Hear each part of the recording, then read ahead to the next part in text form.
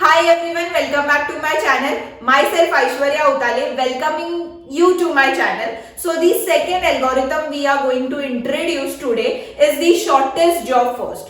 That is short form में SJF भी बोलते हैं. अगर एग्जाम्स में SJF आया तो that means the shortest job first. Okay, the shortest job first represents that जिसका जॉब या जिसका जॉब का एग्जीक्यूशन टाइम छोटा होगा, that is the burst time जिसका छोटा होगा, स्मॉल होगा, वो पहले एग्जीक्यूट करने जाएगा.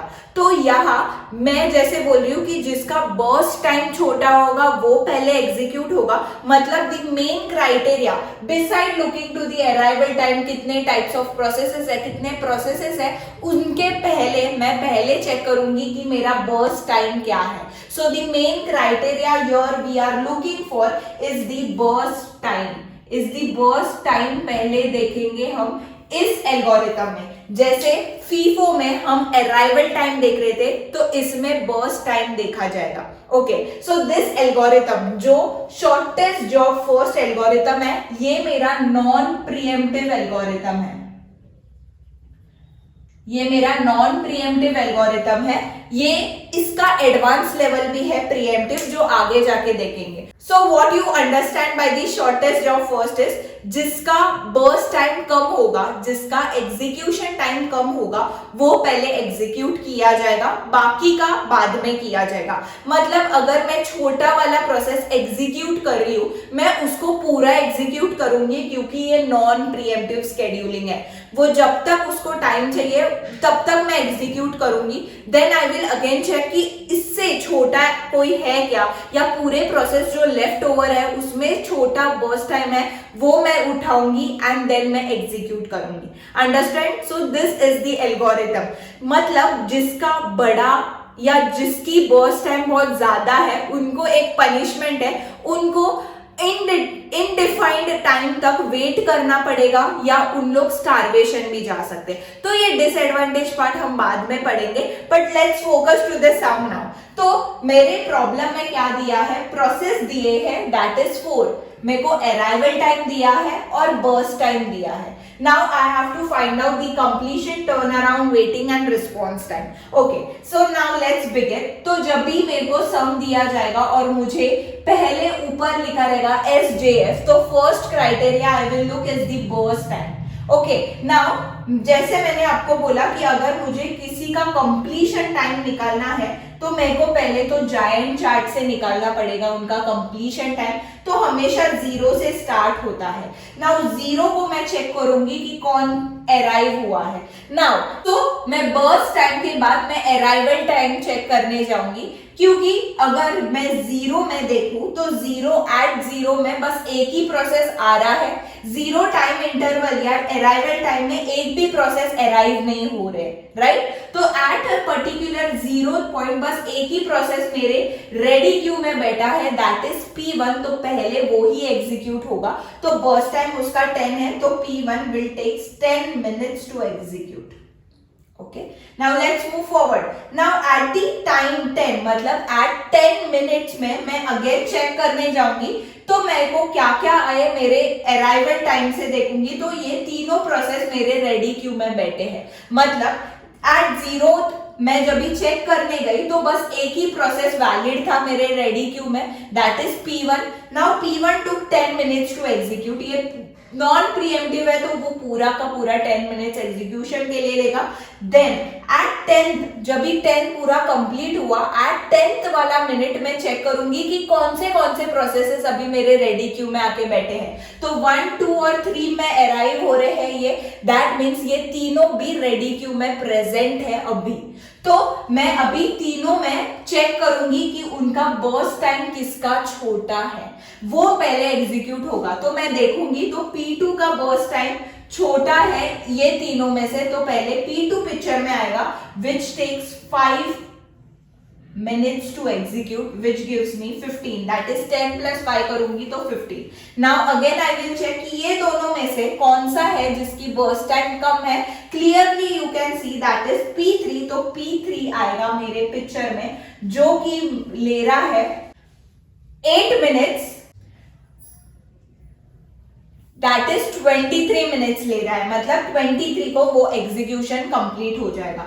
Now coming to the last part, that is 15 को ये ले रहा है, दैट इज 15 मिनट्स P4 ले रहा है, दैट इज 38 मिनट्स को वो पूरा एग्जीक्यूट होगा।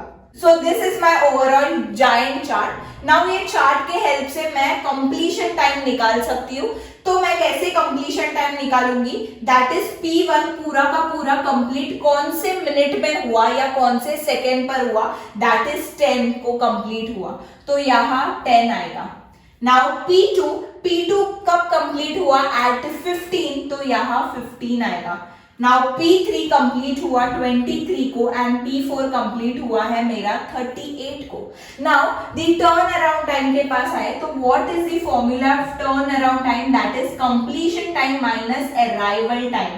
जब वो कंप्लीट होता है वो वाला टाइम माइनस जब वो अराइव हुआ है वो वाला टाइम, दोनों को माइनस करूंगी तो मुझे टर्न अराउंड टाइम मिलेगा। Okay, so the completion time of P1 is 10 minus उसका अराइवल टाइम करूंगी तो 10 minus 0 which gives me the answer 10। वैसे ही completion time of P2 is 15 minus 1 करूंगी तो ये मुझे देगा 14। वैसे ही सिमिलरली 23 माइनस 2 करूंगी तो मेरे को 21 मिलेगा, और 38 माइनस 3 करूंगी तो मुझे 35 मिलेगा। सो नाउ ये है मेरे turn around time. Now let's move to the waiting time. कितने टाइम उसने वेट किया है ये निकालने के लिए मुझे टर्न अराउंड टाइम लगेगा माइनस बर्स्ट टाइम लगेगा। Now the turn around time तो मैंने निकाला है, दैट इज P1 का 10 है और उसका बर्स्ट टाइम भी 10 है, दैट इज 0। 14 माइनस 5 करूंगी तो 9, 21 माइनस 8 करूंगी तो 13 आएगा, और 35 माइनस 15 करूंगी तो 20 आएगा।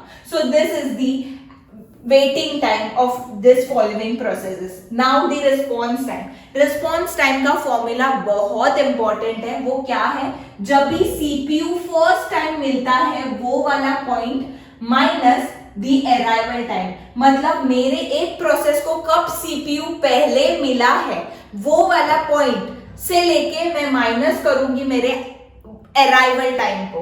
Okay, so first time P1 को कब मिला है CPU, एट 0। ये देखो 0 को उसको पहली बार CPU मिला है तो 0 माइनस अराइवल टाइम उसका क्या है 0, which gives me the answer 0। Now let's move to the P2। तो P2 को फर्स्ट टाइम CPU 10 को मिला है तो 10 माइनस उसका अराइवल टाइम 1 है, विच gives me 9।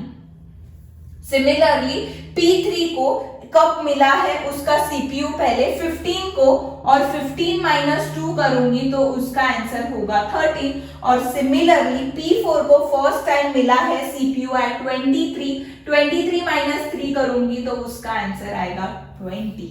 So now you have noticed कि इसका वेटिंग टाइम और रिस्पॉन्स टाइम सेम है।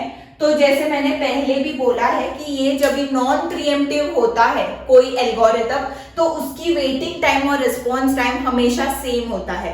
तो ये दोनों में से कोई एक निकाला तो भी is enough. Okay, now let's move to the average turn around time और एवरेज वेटिंग टाइम कैसे निकालूं। सो अगर मैं एवरेज टर्न अराउंड निकालूं तो एवरेज टर्न अराउंड निकालने के लिए मैं पहले सबको सम करूंगी, that is 10 plus 14 plus 21 plus 35 divide by 4 करूंगी, इसका आंसर समथिंग 20 आएगा। एंड एवरेज वेटिंग टाइम करूंगी तो पहले तो 0 plus 9 plus 13 plus 20 divide by 4 करूंगी तो इसका आंसर समथिंग 10.5 या 10.4 होगा। ओके, सो मैंने एवरेज कैसे निकालते हैं, टर्न अराउंड कैसे निकालते हैं, कैसे देखते हैं, कैसे पहले बर्स्ट टाइम कैसे मेजर करते हैं, कौन सा एलिमेंट पहले आएगा ये लेते हैं, मैंने ये पूरा एक्सप्लेन किया है। Now let's move to the advantage and the disadvantage part of this. So advantage क्या है, इसका रिस्पॉन्स टाइम बहुत जल्दी मिलता है। जैसे मैंने फर्स्ट इन फर्स्ट आउट में देखा तभी अगर मेरा पहला प्रोसेस बहुत बड़ा होगा, उसके बाद छोटे छोटे प्रोसेसेस रहेंगे, तो उनका वेटिंग टाइम बहुत ज्यादा एक्सटेंड हो रहा था rapidly, which was the disadvantage. But यहाँ रिस्पॉन्स टाइम बहुत मैक्सिमम मिलेगा, इसकी गारंटी ये देता है। दैट इज रिस्पॉन्स टाइम बहुत जल्दी मिलेगा, या response time is in the maximum, मेरे को रिस्पॉन्स बहुत जल्दी मिलता है। This is the advantage about this. Now coming to the limitation part. Limitation क्या है? लिमिटेशन ये है कि जिसकी बर्स्ट टाइम बहुत ज्यादा बड़ा है वो स्टारवेशन को जा सकता है। मतलब जैसे मैं बोली कि लेट्स टेक एन एग्जांपल कि अगर मेरा P1 छोटा बर्स्ट टाइम है, देन P2 उससे छोटा है, मतलब P1 P2 तो एग्जीक्यूट हुआ, बट P3 का बर्स्ट टाइम सबसे ज्यादा है। देन कम्स दी P4 जिसका बर्स्ट टाइम P3 से कम है, देन कम्स P5 जिसका बर्स्ट टाइम P3 से कम है। That means P3 waiting stage पर गया, वेटिंग वो इनडिफिनिटली टाइम पर जा सकता है, या इंफिनिटी पर जा सकता है, या हमेशा के लिए स्टार हो सकता है। तो ये है the disadvantage, that is this algorithm can lead the, जिसका बर्स्ट टाइम बहुत बड़ा है उनको स्टारवेशन में डाल सकता है। एंड द एडवांटेजेस मेरे को रिस्पॉन्स बहुत जल्दी मिलता है। So that's it for today's video. I hope you enjoy this explanation. इसके बाद मैं प्रीएम्प्टिव पर बढ़ूंगी, इसका ही सब पार्ट है, तो इसलिए you have to like, share and subscribe to my channel. Bye bye.